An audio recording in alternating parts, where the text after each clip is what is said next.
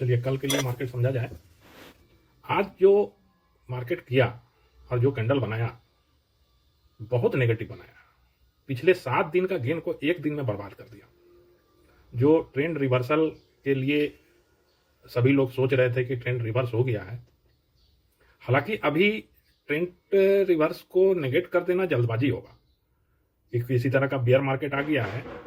अभी बोलना तो जल्दबाजी है, क्योंकि एक सिग्नल जो दिया था वो कंफर्म होता अगर मई महीने का हाई जो था निफ्टी का वो था 24,480 के आसपास में। अगर एक बार 480 को क्रॉस कर जाता और उसके बाद 300-400 पॉइंट का इस तरह का डाउन रहता तो भी ट्रेंड रिवर्सल कंफर्म था, लेकिन उसके पहले थक गया और एक दिन उतार दिया। इसीलिए अभी ट्रेंड रिवर्स हो गया है ये बोलना भी जल्दबाजी है, और नेगेटिव मार्केट चालू हो गया है ये बोलना भी जल्दबाजी है। देखना पड़ेगा। अब 4 ट्रेडिंग सेशन बचा हुआ है जून महीने का। कल क्या किया जाए? देखिए, कैंडल तो नेगेटिव बना है, नो डाउट।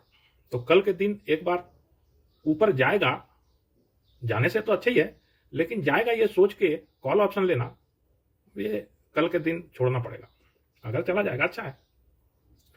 2 लाइन खींच लीजिए, एक 23,760 और एक 23,935।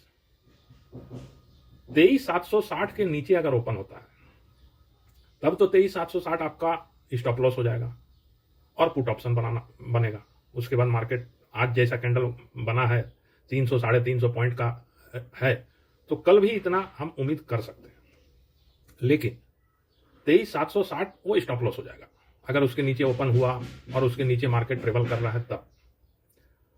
और एक सेल ऑन राइज का मूव बनेगा 23,910-920 तक। पुट ऑप्शन ही बनेगा, कॉल ऑप्शन नहीं बनेगा। कॉल ऑप्शन कब बनेगा? 23,935 के ऊपर। पुट ऑप्शन अगर सेल ऑन राइज के हिसाब से कोई लेता है तो उसका स्टॉप लॉस रहेगा 23,940 का। 23,940 के बाद कॉल ऑप्शन बनेगा, लेकिन कल सिर्फ 50 पॉइंट के लिए ही कॉल ऑप्शन बनेगा अगर बना तो, क्योंकि 24,000 में फिर रुक जाएगा मार्केट। बहुत ज्यादा जाएगा तो 24,000 20-30 तक जाएगा, उससे ज्यादा नहीं जाएगा। कल हो सकता है कल डॉजी कैंडल बना दे, इसीलिए लेने से पुट ऑप्शन ही होगा, कॉल ऑप्शन नहीं बनेगा। और 23,910-920 तक तो किसी तरह का मार्केट रिकवर कर रहा है, कल के दिन सोचना सही नहीं रहेगा।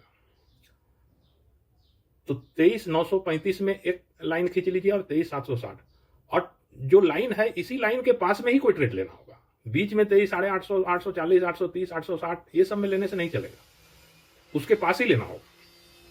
या तो 23,760 तोड़ दे तब पुट ऑप्शन लीजिए, या फिर बीच में अगर ट्रेवल करे तो पुट ऑप्शन के लिए 23,900 तक का इंतजार कीजिए, 920 तक का इंतजार कीजिए। बीच में लेने से नहीं चलेगा, क्योंकि फिर स्टॉप लॉस खाएगा। स्टॉप लॉस पहले फाइंड करना जरूरी है किसी भी ट्रेड के लिए। और अगला 4 जो ट्रेडिंग सेशन है, अब अगर मंथली क्लोजिंग 23,650 के नीचे होता है तो जो ट्रेंड रिवर्सल का बात था वो नेगेट हो जाएगा। फिर तो अगला महीना भी मार्केट सताएगा, किसी तरह का कोई बहुत अच्छा पॉजिटिव न्यूज आएगा। क्योंकि अभी जो नैस्डैक कॉस्पी, जो डर था मेरे को ट्रेंड रिवर्सल में, एक डर तो था कि जिस दिन कॉस्पी और ताइवान और नैस्डैक का बबल फटेगा, और जिस तरह से आज कॉस्पी का हालत है और नैस्डैक का हालत है, अगर बबल फटेगा और वहां डाउन ट्रेंड चालू हो जाएगा तो फिर से अभी एक आध महीना ये मार्केट रुक जाएगा। इसीलिए किसी भी ट्रेंड को जल्दबाजी में बता देना कि अब डाउन ट्रेंड है या अप ट्रेंड है, ये ओवर कॉन्फिडेंस वाला बात हो जाएगा। इसीलिए ओवर कॉन्फिडेंस तो शेयर मार्केट में चलता है। आज जैसे मूव था, इस मूव का इंतजार मेरे को पिछले 2-3 दिन से लग रहा था, लेकिन डेटा वैसा शो नहीं हो रहा था।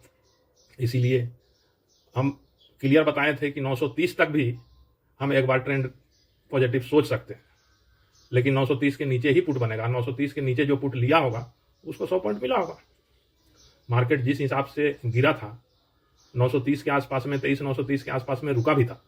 एक बार तो उम्मीद हुआ था कि शायद यहां से घूम जाए, लेकिन जैसे ही 23,930 के नीचे वाला कैंडल बनाया, खास करके अभी जो लास्ट 45 मिनट का जो कैंडल बना है वो मार्केट को कमजोर कर दिया। असली कमजोरी वहां आया है। एक बार तो टेंडेमा में सपोर्ट लिया था, तो 23,860 के आसपास में एक सपोर्ट लिया था, 2-3 कैंडल वहां पर ठोकर मार के 23,900 को फिर से रिगेन किया था। तो एक बार तो उम्मीद लगा था कि वर्ल्ड मार्केट का इफेक्ट इंडियन मार्केट में नहीं होगा, लेकिन असली खेल कर दिया लास्ट 45 मिनट में, और वही हमारा डाउन ट्रेंड, मतलब मार्केट को नेगेटिव कर दिया वही। अब इसी हिसाब से कल का स्ट्रेटेजी बनाएंगे, और कल के दिन कॉल ऑप्शन को अवॉइड करना होगा। भले मार्केट चढ़े, अच्छा है, चढ़ेगा तो अच्छा है, लेकिन कल के दिन कॉल ऑप्शन नहीं सोचना होगा।